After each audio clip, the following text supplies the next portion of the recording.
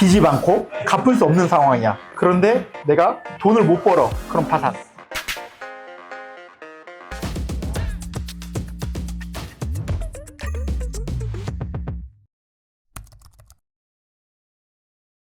재산이 있어도 파산이 가능한 거예요?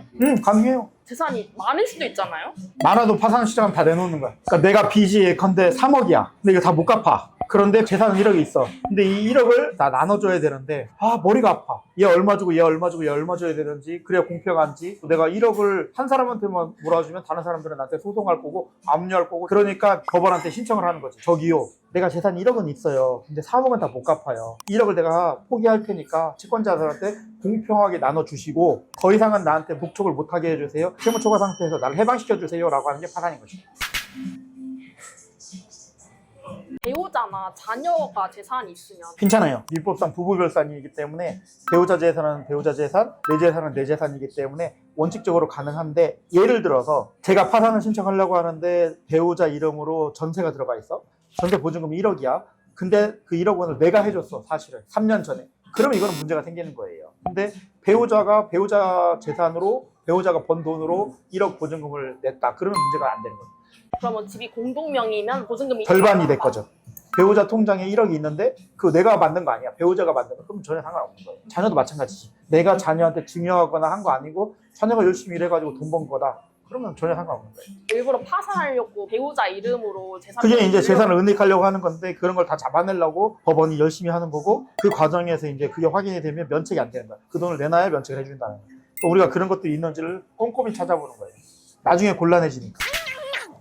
재산이 있으면 다 배탈해야 된다고 했잖아요. 지금 살던 집이 있으면 집은 보호를 해주잖아요. 우리가 희생에서 배웠잖아. 예를 들면 보증금이 3천만 원이야. 그러면 2,800만 원까지는 절대 손 못 대고, 200만 원 남는 거 그냥 파산관리인도 사람이니까 그냥 그렇게 하세요라고 하는. 집에 있는 뭐 가구나 이런 것들은 그런 정도는 괜찮아. 뭐 비싼 거야? 비싼 건지 어떻게 알아요? 파산관제인이 이것저것을 막 확인을 해요. 통장 거래 내역 같은 거를. 찍혀 있을 거 아니야. 어디 응모해가지고 공짜로 받은 거면 괜찮을지 모르겠는데 거래 내역에 다 남아 있잖아요. 다 알지. 비싼 거면 그 물건을 너가 팔아서 돈으로 바꿔와라고도 하는 경우도 있어요. 시계를 샀어 내가. 근데 막 비싼 시계도 있잖아. 그러면 그렇게 되는 거야. 그럼 파산하면 그냥 집도 다 팔고 아예 그냥 아니. 기본적으로 살 수 있는 그건. 생활비는 어떻게 해요? 통장 안에 250만 원 이내에 있는 거는 건들지 않아요. 그러니까 이제 소일거리를 한다. 괜찮은 거야. 근데 그 소일거리가 회생을 할 만큼의 소득은 안 된다라고 하는 경우겠지. 몸이 아프지만 먹고 살아야 되니까 이것저것을 해요. 그래서 한 120만 원 벌어요. 근데 이걸로는 회생 진행이 어려우면 파산되는 거지. 그러니까 파산은 되게 심플해요, 사실은. 근데 이제 그 재산을 파악하는 절차가 어렵지. 법원에서 이제 재산이 뭐가 있는지를 막 꼼꼼히 살필 테니까 그 과정에서 힘들 수 있어요. 예를 들면 통장 거래 내역을 막 샅샅이 조사를 해. 제가 누군가한테 100만 원을 송금을 했어. 아무리 생각해도 기억이 안 나. 내가 왜 처음 듣는 저분한테 100만 원을 송금했을까? 그런 것들을 법원에서는 소명 못해? 그러면 그 100만 원 나중에 돌려받는 걸로 생각을 하는 거야. 걔한테 줬으니까 다시 돌려받겠지라고. 그러니까 막 꼼꼼히 생각을 해야 돼. 기억을 막 더듬어야 돼. 그러니까 그런 분들은 파산할 때 좀 주의가 필요한 거죠. 이거는 영상에 꼭 써.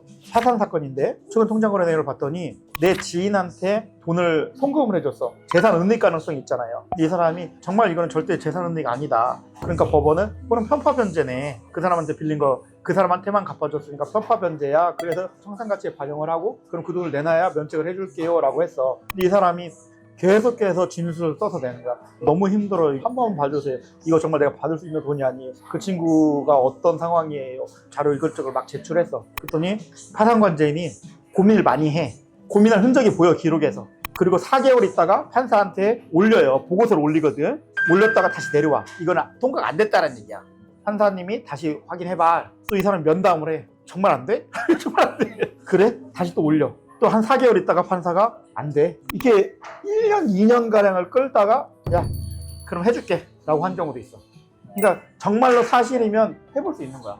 증거가 내가 돌려받을 수 있는 상황이 아니다라는 게 분명할 수 있는 거야. 그래서 정말로 실제로 파산 사건 중에는 우리가 시간이 오래 걸렸지만 한 푼도 내지 않고 면책되는 사례가 굉장히 많이 있어요. 다만 당사자 입장에서 쉽지 않았지. 고생 많이 했지. 근데 어쨌든 간에 그렇게 정말이면 파산돼요. 면책도 돼요.